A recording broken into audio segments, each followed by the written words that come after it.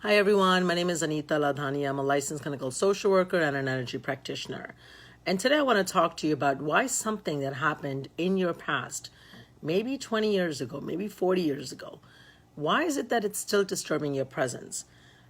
In my line of work, in working with, the blessing of having worked with a lot of people and continuing to work with a lot of people, I often get this question, this happened 20 years ago. This happened 30 years ago. Why is it still bothering me? I should be fine. Why is it coming up now? And I think it's important to understand how that works, how trauma works, because that's kind of what it is, okay? When you go through something that was significant in your life, whatever that is, okay? And what the examples that are coming up for me is, domestic violence situation or a friendship that, broke up not so pleasantly, or getting, verbally abused or emotionally abused or physically abused or sexually abused by someone, whether it was your parent, whether it was a neighbor, going through a traumatic experience, whether being part of something that may not have directly impacted you, but it still affects you. And people think, well, time is the best healer, I should be fine. And yes, in one essence, it's true. But when it comes to trauma, that's not true. Because what happens is that everything that you experience, everything is energy. Everything that you experience emotionally gets trapped in your subconscious and in your physical body. And that doesn't just come out, that stays there. Our subconscious is quite fascinating because our subconscious mind is responsible for protecting everything that we believe about ourselves. Now, whether it's good, bad, or indifferent, there's no judgment. Our subconscious doesn't judge. Wish it did at times, but it doesn't judge, whether a belief that you have is a positive belief or a negative belief. We call it limiting beliefs, right? So the first time, say for example, you did something good and your parent, said, yay, you're such a smart child. A little, thing got implanted saying, I'm a smart child. The next time you did that, another little, reinforcement happened in your subconscious saying, I'm a smart child. And it got reinforced with every single, instant of thing that life that happened to you. Kind of like an upside down pyramid. Back in the days in the grocery stores, we used to have displays of cans with one can on top, and it just kind of became a big triangle. So it started with maybe 15 cans and it just build. It was a nice triangle. Well, imagine that upside down with one can as the initial, imprint experience, and then all the other cans that build up on top of it, the limiting beliefs just kind of build up on top of it. So whether this was a positive experience, what if, you had a negative experience? What if as a child you were told you're not enough, you're not wanted, you're not good enough? The very first time that happened, there was an imprint that happened in your subconscious brain. And then with every follow-up of experience, that happened, it just kept reinforcing and building, cans of beliefs on it. So now, no matter how much, raw positive thinking you do, if your subconscious mind has this limiting belief and it's deeply planted, it doesn't work. You're going to continue to, kind of fake your way through it, but it doesn't quite go away. And so this is why, and also it keeps coming up. Okay. Another example that I give to help people understand trauma is like a, when you have a calm body of water, say a lake, okay, and you throw a little pebble, just a little pebble in it, right? What happens? You see ripples happen. So the ripples are the impact, the effect of the pebble being thrown. Now, you would think, the pebble was just thrown in this spot, so it should really only impact that spot and that's it, right? But we know otherwise. We know that that's not how it works. We know that, sure, not only does it impact that spot, but it sets out an energy of ripples all around, where there's ripples immediately, but then it just keeps spreading and spreading and spreading, and there's larger and larger ripples eventually. And that's kind of how trauma works in our life, where sometimes when we go through, if you're working in therapy, something comes up and you think you've dealt with it. Oftentimes it'll come up again and you're like, wait a minute, I dealt with it in therapy. I had a very cathartic experience. It was positive. I cried a lot. I did a lot of forgiveness. I should be fine. Why is this coming up now? Well, it's just coming up now because, again, there's outer layers of, that impact that are coming up to the surface, asking for your attention, asking for your attention so it can be healed and resolved and released, which is why it's coming up. That doesn't mean that your therapy didn't work. It just means that there's more work to be done. So, don't be so shocked. Don't be so surprised, when things are coming up.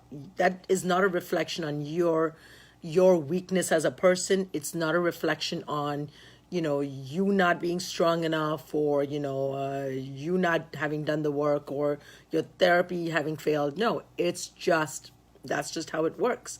There's more work to be done. And if you're not in therapy, and if, you feel everything's been fine, now why is this coming up? Well, it's coming up because now you're strong enough. Now it's asking for your attention. So, some of us, many of us, I hear this a lot, go through a lot of, traumatic experiences, and what do? They just stuff it up. They bury it inside. And, they feel that, that was the way to go. And again, that was the way to go then, because they didn't have the coping skills. You may not have had the coping skills at whatever young age that you experienced something.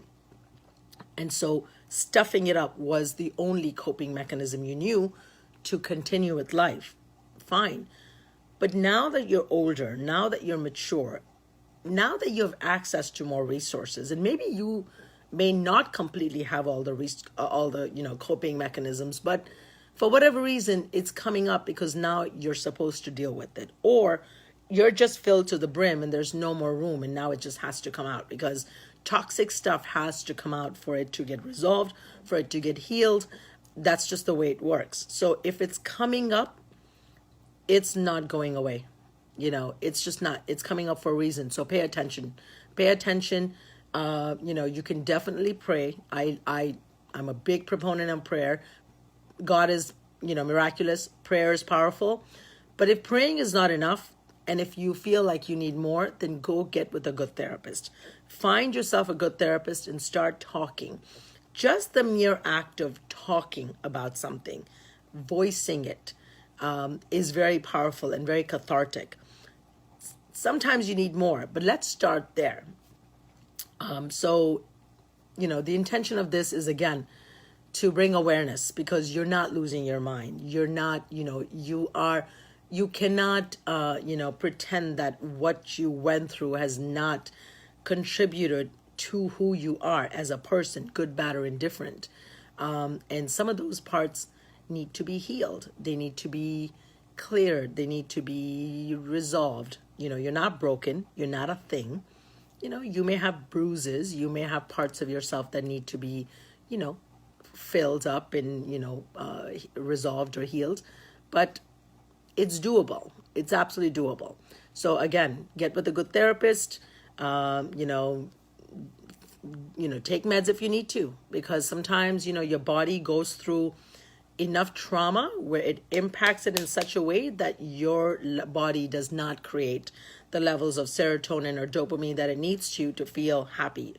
And in those instances, you need medication to level you out. The example I gave is like, if you have a broken foot, say you fractured your leg, right?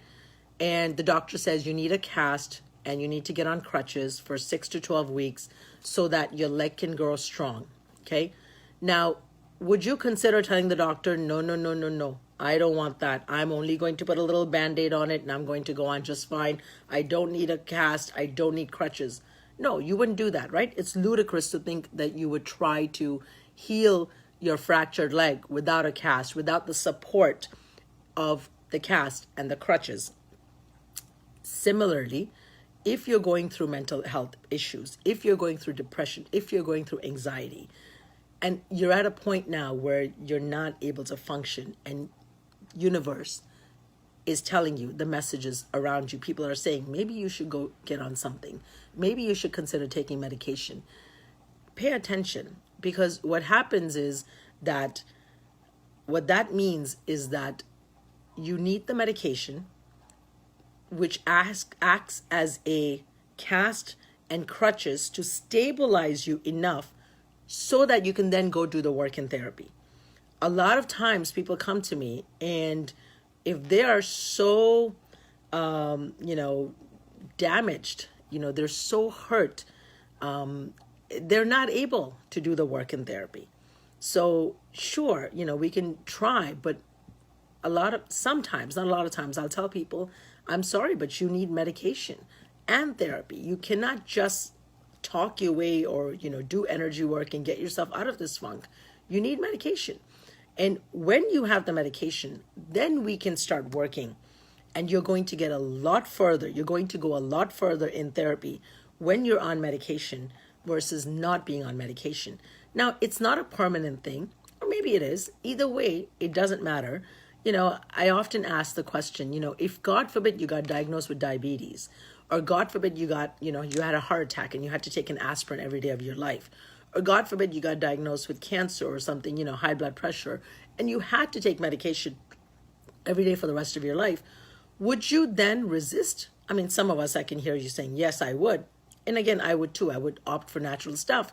But again, most of us would be like, no, I would not resist if the doctor said I need to take some kind of medication on a daily basis if I have any of the so-called physical illnesses.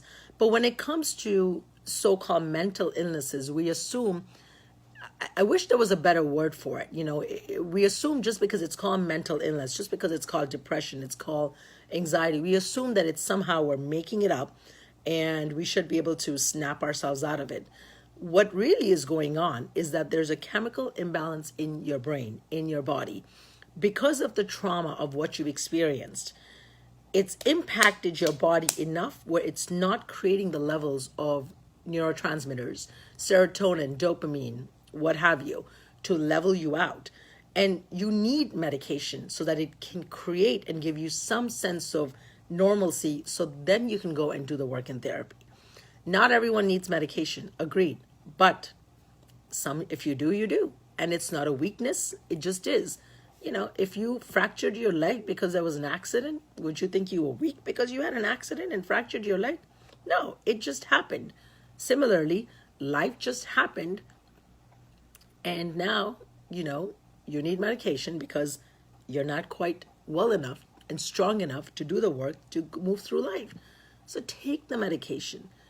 Do yourself a favor. Do everyone around you a favor, because when you're stable, you're grounded, you're happy, it's going to impact everyone else in your life as well. So, I started at one point about trauma, about the ripple effects of trauma, and now it's become about considering medication to address it, because it's important. So I hope you'll take from this whatever you need. And as always, I'm always available. I'm always available to speak. Inbox me, and love and light. Take care. God bless. Bye-bye.